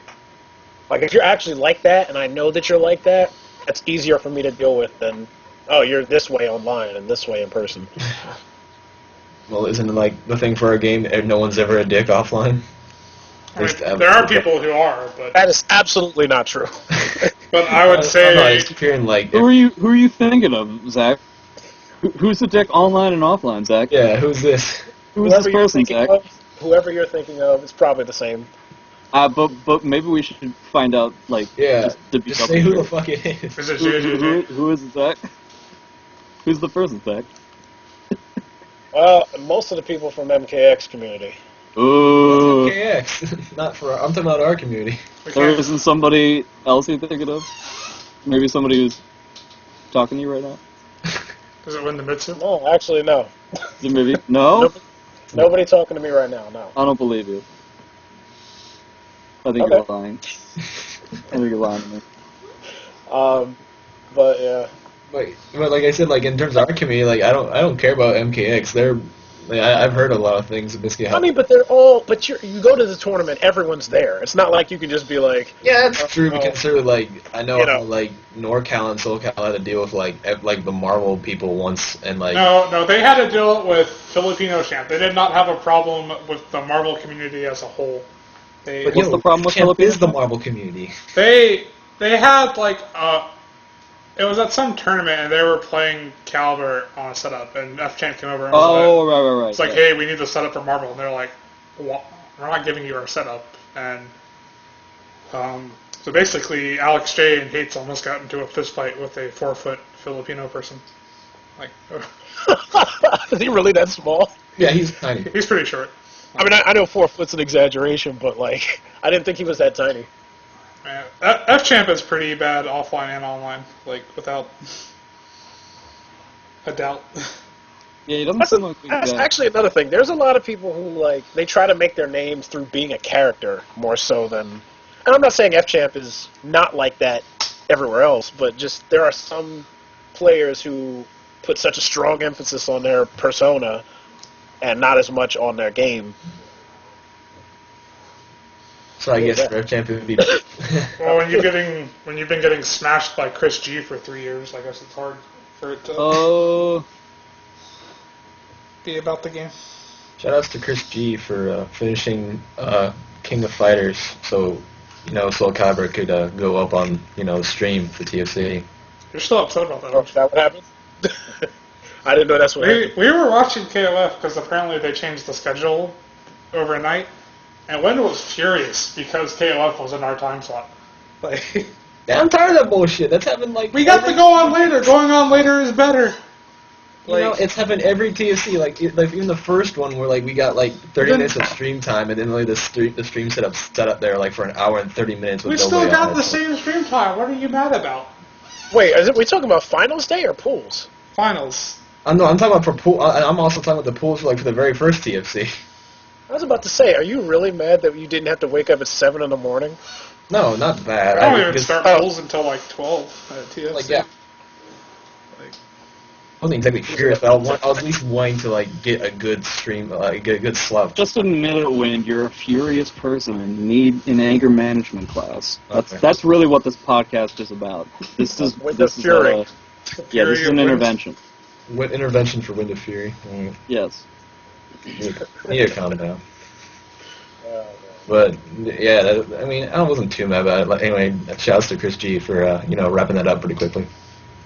That game does not deserve to be 3 out of 5.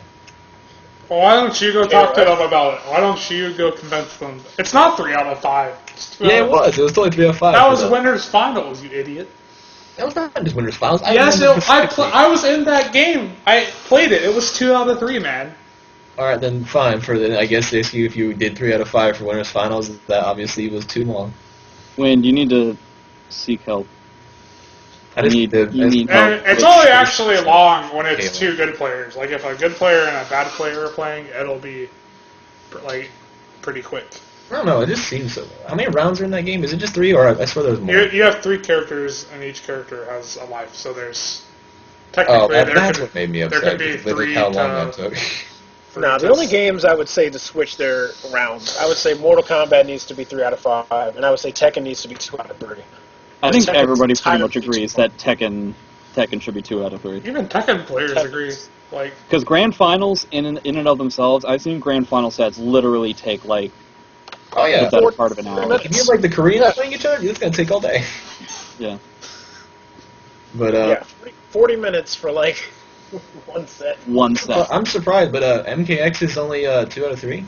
Oh yeah, it's ridiculous. That's weird because like I see those games go by pretty freaking quick. Because I mean, Yep. like there's never really a chill moment. Because you're always throwing out your projectiles and everything. So I mean, like you're constantly always in the game. So I mean, I don't understand. It's possible that they're keeping it 2 out of 3 just because, for the most part, the entrants for MKX are so high. Maybe they just don't that's have the probably time for 3 out of 5. Like entry. That's the only reason I could think they would have it to be 2 out of 3. Because games are really You would quick. think, so. but Street Fighter probably has more entrants, and it's a slower game. Well, Street Fighter is also 2 out of 3, isn't it? yeah. Right, but the 2 out of 3 in Street Fighter is not the same. That's longer than a 2 out of 3 in MK. Yeah. That's weird. Well, it's still a new game, so there's still possible for Oh it. yeah, speaking of MKX, Zach, you gonna play any of the new guys that are coming? Or they're here? I don't know. I just knew that. No. No. God damn. Damn, man. That was the best interview question I've ever heard. No. Hey, Zach, are you going to play any of these new guys that are out? I mean, they might already be out. I don't give a fucking shit about I don't care, man. it. Why did you bring it up? The beta, I mean, not the beta, the new game that they're coming out with. Well, they have a beta out now testing out the new online, but the new game they're doing where those 4 characters are coming out, it's pretty much just a giant balance patch plus those 4 characters. Okay. So basically Ultra Street Fighter 4. Alright, because, I mean, sorry, the only time I ever, like, even talk about MKX is when Zach's here, so that's like the only time. That's the only time I ever check up on Alright, it. does everybody understand that Windemitsu doesn't care about MKX? Okay. I think As long as everybody realizes I don't this. think he cares about any game but Soul Calibur. I like I don't know if Tekken. he cares about Soul Calibur. I like Tekken. No, you don't. Oh, yeah? I watch a lot of Tekken 7. Are you playing Tekken 7? I want to, but I can't. Oh. I mean, I don't mean currently right this second. I mean, like, are you going to be? Yes, I am going to be playing Tekken 7. Are you going to play Okay. Akuma? Am I going to play Akuma? No. No. Up back Why not? Fireball. Because you can beat the fireballs. But up back Fireball. What can beat up back? That was so dumb asking him. I find it hilarious because I can't. I feel like Akuma should either be stupid broken or just unusable. He's looking like the Devil Jin of. It looks pretty dumb right now, Like, but it's... The idea that you can sidewalk around a fireball is hilarious to me. I like that in the trailer for Akuma, they showed like 4 situations where it gets completely destroyed. Like, They did. Yeah. I didn't even see it. yeah, it was the, for whatever the new update. It was I think cool. they did that just so they would make sure no one would get upset that he has fireballs, just knowing that he can get fucked over for throwing them out. Like, I can't even remember if Tekken ever had a projectile character that was any good. I mean, I guess technically Devil Jin, but nobody really uses the laser like in the neutral. So. Laser. Who's the character that throws tigers? Michael Jackson. Oh, yeah, Kazumi. Yeah, the grandma. That's Wow, a that's tiger knee. hilarious. A literal tiger uppercut. Tiger knee. Tiger knee. Wow. Speaking of Street Fighter, Street Fighter 5 comes out on Tuesday. Hooray! Yeah. Yeah, I'm excited to watch it. I have no intention on actually getting it. I need to get a PS4 and all kinds of stuff. Yeah, same here. So I'm going to play it at friends' houses first. I'm going to a tournament That's for probably tomorrow. what happened. Yep. But I'm in Jersey for Ryukin. If I end up going there, I might try it out. I mean, you could have gotten an early copy, man. Jersey is the land of early copies. If I get an early copy of Street Fighter 5 with no PS4, that's pretty funny. Okay, anyway. back to Soul Calibur. We're dead. And that's the end of the podcast, ladies and gentlemen. Yep. Are we done? Game's dead. I don't know, what time is it? 10:49. All right. I don't know. What else are we going to talk about? Everybody come to Winterball. It's going to be really exciting. Yeah. We could talk about Eye of the Samurai. What do you want to talk about? What is it? Someone in this. Well, coolcmcgee. Let's see. I can't do this. What'd you guys think of the last episode with Link? Link sucks.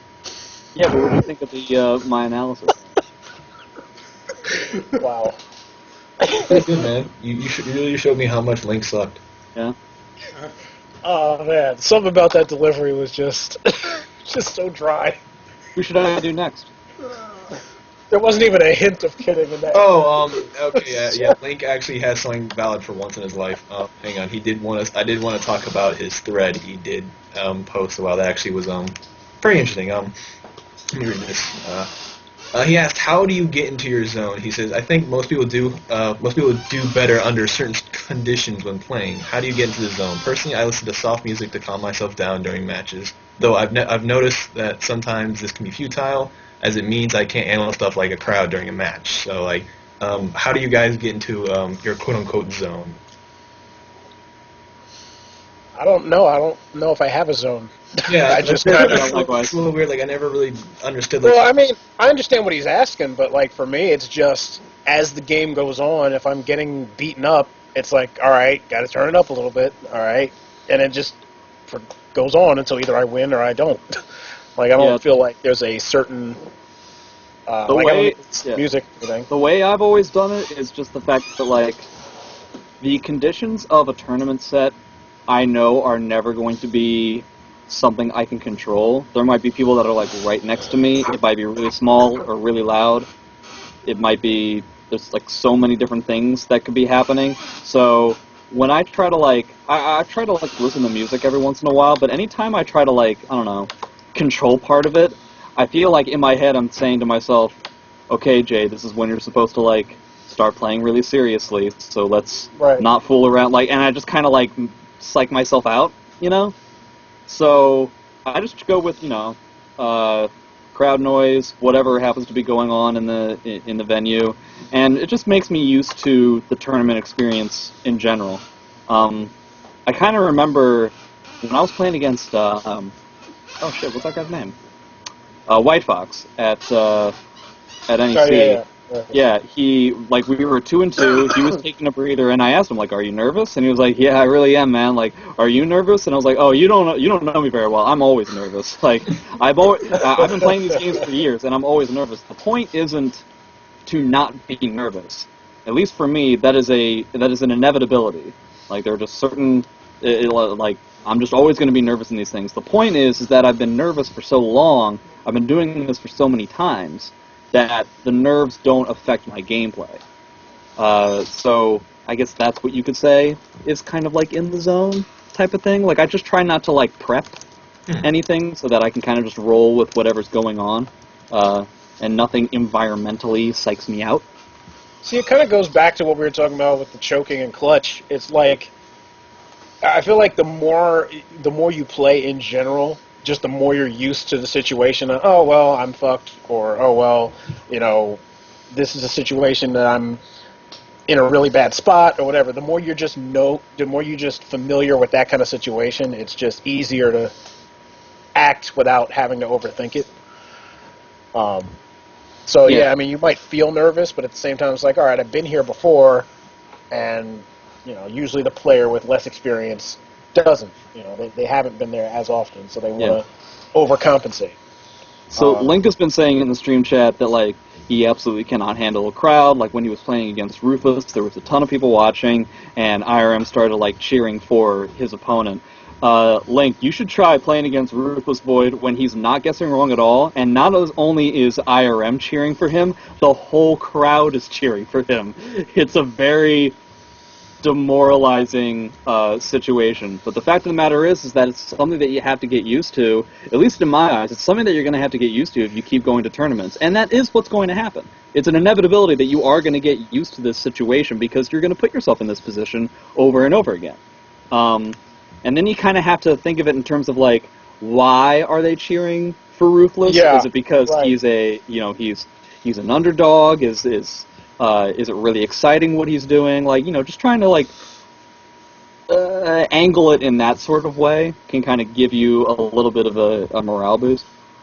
I've noticed with IRL. Well, good. Yeah. It doesn't really bother me like when there's a crowd or like when my opponent is talking trash. It's when like I can hear the commentators or someone is like analyzing my match and I can hear them. Like Yeah. Man, he keeps whiffing standing H. Like, shut up. That bothers me too. Yeah. Luckily, I don't think that's ever happened to me, so I've never had to worry about that. You wear headphones, right? No. You used to. No, I wear headphones after I lose. I don't wear headphones when I play.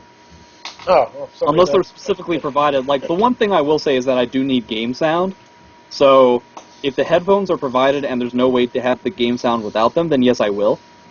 But other than that, no, I don't wear headphones. I prefer, like, if I'm on the stage, I prefer not to use headphones unless I'm right near the commentary, because that commentary will fuck with me. Like, even if I'm not listening to it, it's just words that are interfering with what I'm trying to think about, and it's just like, it throws off my timing and everything. Crowd, not so much, because I remember IRM, I noticed with him, unless he's, like, really good friends with you, he's always going to cheer on the underdog. So, generally, if he's yelling for you to lose, it's because he already expects you to win. Even with me, like he was cheering for Rakudo when I played him at TFC. So it's just It could be worse. Link story. You could have played against like Poke Chop. Or The guy. Yes, I don't know. As hilarious as it is, I don't know if I would get that upset playing against Poke Chop. I'd laugh too hard. I found it pretty funny. That's what I'm saying. Like, it would be funny. Like, I don't think I could be really mad. That's what happened when I played the one TFC. I think I played KDZ, and he was literally just making me laugh during the entire match. Oh, KDZ or Poke Chop? No, KDZ, when I played him in Soul Calibur for one of the TFCs. Oh, yeah, KDZ does that. Yeah, it was hard to play with me laughing at everything he was saying. Oh, that was a good match. What was he saying? I don't remember, but all I know is Bisky, I just couldn't, I wasn't concentrating, but I still won, so. Congratulations. Thanks, man. I beat a retiree. Hooray. Woo! I beat him when he was still playing, I think. No one cares. Congrats. I do. Oh, shit. I care. What turn was this at? I don't know. It That's what I doesn't. think it happened. I'm not entirely sure. It doesn't matter where it happened. It just happened. Zach, did you ever beat KDZ? Oh, yeah. Four used to beat me all the time. And I beat him, like, the very last time we played. 5 was pretty much all me. McGee, have you beaten KDZ? I've never played KZ. Alright, then you're not part of the club. Phil was a lot better in 4 than in 5, I think. Mm-hmm. KDC was very, very... Like, he got second in EVO. He was really, very good at Soul Calibur. He played Cass, right? Yeah. I remember during Injustice, there was a period where KDZ was basically, like, undefeated. Like, for, like, a year Well, he's or an so. EVO champion, right? Yeah. And I remember at TFC, right, the first one, he tweeted before the event that he had won, but no one else had been told yet. Like, and he won. But could you imagine the blow-ups if he lost? Like, yeah.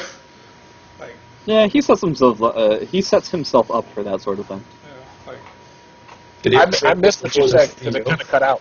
he tweeted before the event that he had already won, but none of the players had been notified yet. Oh, that... I really don't think he's serious when he does stuff like that. I think he is. I don't think so. I kind of wish he would have said that before CEO when he lost the perfect Like, he has the attitude, but, like, he's not usually the type to post, like, on Twitter and Facebook and all that about wins he hasn't gotten yet. That, I think, was just him just doing it. I don't know, man. Just play Pyrrhus, that's what Go says. Oh, KDZ? KDZ did play Pyrrha towards the end. He played like everybody. He played Maxi, Siegfried, and Mega Hero? Yeah, we started with Siegfried and Max, but he's like, fuck it, I'll play on Mega Pura How long did that last? 2 weeks. as long as it played. Because I mean, at that point, Injustice was out, and he was in that, so it's like he was already doing well in Injustice, so why bother with Soul Calibur? Phil's biggest weakness is that he's not very good at like playing multiple games at once. The second that he starts playing a new game, he drops out in terms of skill almost immediately. How many people are really that good at multiple games, though? I'm pretty good at multiple games. Like, there's maybe a handful. There's like maybe a handful out of the entire FGC. Zach, do you remember that time that I did really well in the Soul Calibur tournament and the Street Fighter tournament at the same time? No. Really? What do you mean? Which one was that? That was a tournament. I don't remember which one it was. But it was cool to me. I remember you did play both, and I was like, wait, I don't think you got that far at Street Fighter, unless I'm mistaken. What the fuck? Fuck you, bitch. What do you play in Street Fighter, Jay? Charge characters. Oh, low IQ characters? That's... What's that? Low IQ characters, he says? Yes. Oh, yeah. No, I'm really bad. I have really bad execution, so I can't play characters that are not charge characters. And plus, charge characters that just like fit with my kind of style, which can be like a little bit more defensive and just work on like normals and spacing. Wait, you said you don't have execution, so you play charge characters? Yeah. What is more execution heavy than like the ultras and supers for charge characters? Quarter circle motions are a lot harder for me. Really? Doing And like there was basically no like basically no FADC combos really for charge characters. Oh man, I'm like Find out the real reason. the only ultras I ever struggled with were like ones where you had to go back and then diagonal forward and then up back. Oh no, that's just Guile. That's only Guiles. So do you that was Guile. No, like standard charge character ultra is just like you're charging back for 2 seconds and then forward back forward. It's not like angled or anything like that. Oh, no, I okay. couldn't do that either. I never did Guile's ultra. Like, yeah, the basic ones are just forward back forward. Maybe they changed it in Street Fighter 4 because I remember in previous Street Fighters, like any ultra that was or super that was done from the down up special were always like that. It was like, ugh. Bless you. Thank you. Everything changed when the Fire Nation attacked. Ew, we're doing that stuff now? Maybe it's time to finish. Well, you don't like Avatar? Well, I didn't say it. I just don't like you. Anyway, thank you for watching Spectator Cast 16. Yep. We'll be back sometime. You guys should check out Eye of the Samurai. Yeah, you really should. It's a high Well, quality. when is the next one, by the way? You think? Who, me? I want to get at least 1 or 2 more. I'm hoping 1 or 2 more before Winter Brawl comes out. Okay. Those will probably be a match involving Axel. I haven't decided on which one, and then probably Zach, you versus Scion. Okay. Okay. You guys have any final words? Link sucks. Okay. Link is a really bad person. Link is getting way too much time on this on this podcast. Okay.